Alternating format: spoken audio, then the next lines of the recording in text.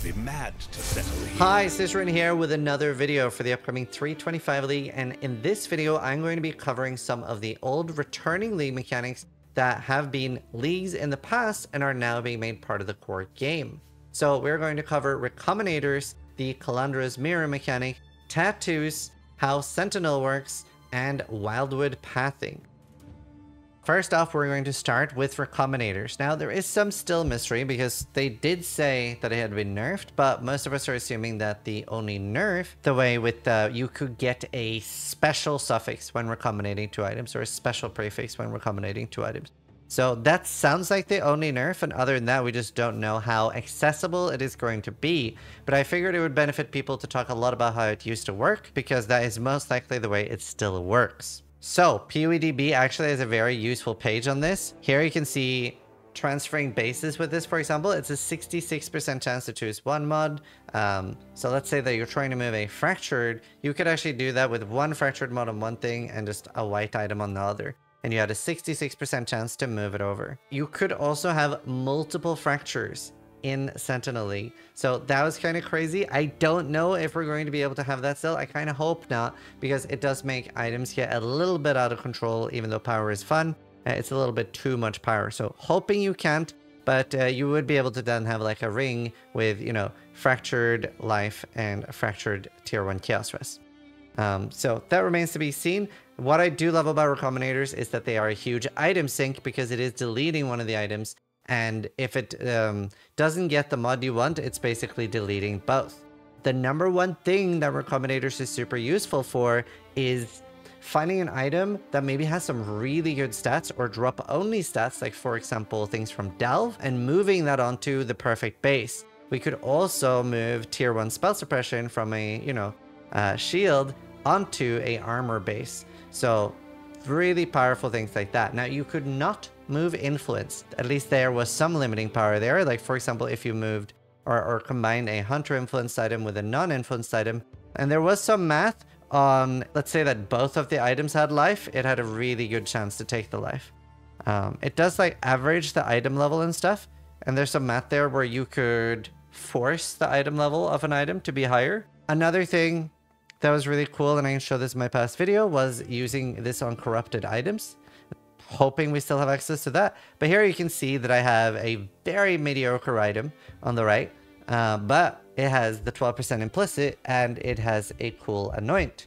And on the left, I have the 79 life and some res. So what I'm basically hoping for here, that would be best case scenario, would be it keeping the base with the anoint, it getting the 79 life, maybe the flat 1 tier 1 fizz, and then high lightning res, all res, and either regen or fire res, right? And then it recombines them, as you can see, and boom, we kept the base, we kept the life, we are winning. Now, it wasn't that crazy on the suffixes, but you know, it's a very usable amulet. And what I love about Recombinators is it makes things that are otherwise completely trash pretty usable. Now, that will also depend on how accessible this mechanic is. If it was, let's say, the equivalent of 5 divines per click, then you are using only on crazy shit, right? Extremely good if we can still move suppression to armor bases. This would be super potent. Really cool for moving fractures off bad bases onto good bases and onto high item level bases. So those are some of the uses that we're hoping is still in. And I will hopefully have a new video once we've discovered everything, how it fully works. But I want to give new players an idea of what to expect. Next up, we have Kalandra's mirror, and for the most part, you just get the choice when it pops up of choosing the left ring or the right ring or whatever, right? And sometimes it'll be really good, sometimes it'll be really bad, and it's just a choice, and it's a mirrored item, so there's not much you can do, but we do have a mirrored oil now, so you can anoint the amulets and the rings. Very nice. The Kalandra mirror that appears that you can use yourself, you basically put it in, and you could put in a +2 amulet and end up with +4. It's a little, people are a little unsure about the, is it the simplex or the other amulet?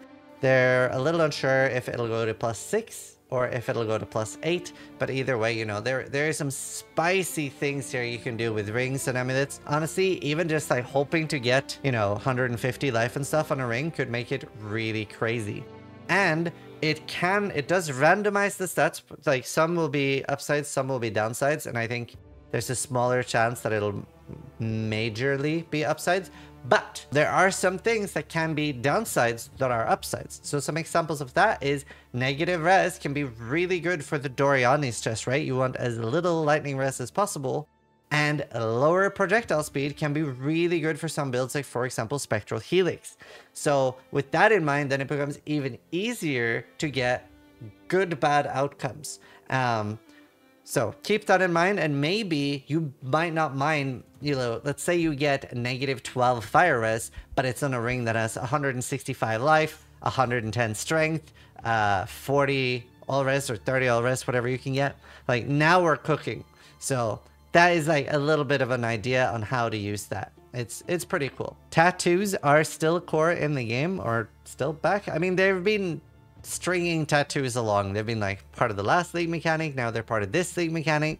So they are kind of pseudo core, and there are some really good ones. I think POB shows all of the ones that used to exist too, because I don't think reservation exists anymore.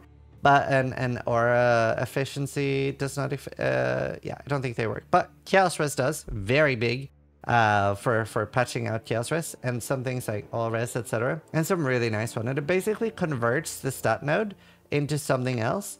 This is my favorite one, Rangokurai Turtle, and it's 5% reduced extra crit strikes. So especially on a build where I don't necessarily need the int nodes, I've been able to get anywhere from like 20 to 50% crit reduction from these. And it just like is a cool way to approach your stat nodes if you don't need them. Obviously, stat nodes like strength is really good. It's just flat life, but keep them in mind when making your build. It can be really useful. Availability and stuff, we don't fully know because it does come from the new league mechanic with the boats. Now, Sentinels. There are 3 different Sentinels. You have a yellow one that buffs like uniques and bosses, and it, at least in the league itself, buffed it way too much for not enough reward. Just super rippy, not worth the risk.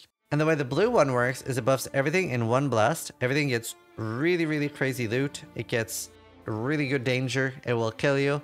Trust me, I died to that a lot. Yeah, honestly, the blue one, really good. Now, there's no skill tree, I guess, anymore, so you just kind of get a Sentinel.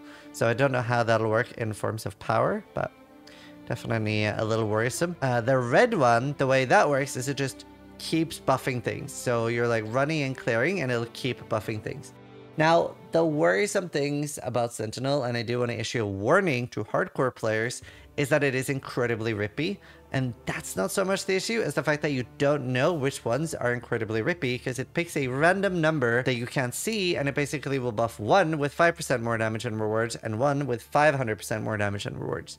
So it's kind of unpredictable, and you don't really know. They don't really look different, and just one of them will one-shot you. So very scary mechanic for hardcore. I will probably skip it, at least for the start. Another thing that is coming back is the Wildwood. Now the NPCs are gone, but the way it'll work is that you will be collecting wisps, and you'll also be hoping to meet the boss. There is actually a system for how this works. Now, different players started noticing that the actual layout is always a diamond. And for this, I'm going to whip out paint. So for this, let's say that the that's the most nice thing I've drawn. So let's say that this is the layout of the Wildwood, right? And always. But what this is the 4 points of interest. So there could be like a purple point of interest here. I'll draw that with a purple one. And it could be a purple one here. And it could be yellow here. And blue here. And I'll get my editor to write exactly what the different wisps give. Purple is a rarity bonus. This was very popular during the league. The yellow wisps is a quantity bonus, and the blue one causes more currency drops in general. And honestly, like, getting like all 3 was a really big like multiplier to each other. Now, once you know that it's always in a diamond, this actually causes you to have a lot better way of approaching this, because there are like, you kind of have like an invisible fuel when you're in these. So you'll see these wisps and they look like that, and they're blue, and you like, boom, explode on them, and some will expand the area you see for free, and some will just refuel how far you can go. Sort of like the light radius or exploration radius of your character is your fuel. So once you see that you're barely exploring anything, it is about to pop. But it'll choose a spawn point for you. So you might spawn here, or you might spawn here. You might spawn here, you could spawn here, and you have to try to figure out where you spawn. So this actually took us a while. But you will start, like, let's say that you run here, and you start seeing this like big path of blue or big path of purple, and you start following it, and you'll very quickly get to here. Now you have to like, you will have like a explosion of reveal happen here, and then you'll like maybe look around a little bit, and you'll maybe see like a path here. And you might see a little tiny bit there and a little bit there. But once you've now figured out that it goes in this direction, and you know that you came from here, you can sort of start triangulating where to go next, right? And now that you've noticed that you're on this edge, you almost know that it has to be here and it has to be here. Because like this couldn't really be anything else when you came from this angle. Now, obviously, sometimes it can be tricky to work out where you are, but with a little bit of practice and knowing that it is always a diamond, you can sort of try to work it out. And yeah, you do get used to it. There's some like vibe to it, to be honest. Like me and Steel were like, oh, I got a good vibe. This is like, oh, we're on the right track. And then boom. Once you've found 3, you always know where the last one is. So keep that in mind. Is really, really valuable. Is a little bit dangerous. It's similar to Sentinel where it'll make everything super deadly. Either way, I hope this video helps a little bit with going over at least the idea of how mechanics worked. I do want to say that some of the mechanics might have been reworked for this league, but I wanted to have like a quick, this is how it used to work, so at least you have the same info that we did, and then you're able to relearn it a little faster. So, thanks for watching, sub if you liked the video, but more importantly, try to die less than I do.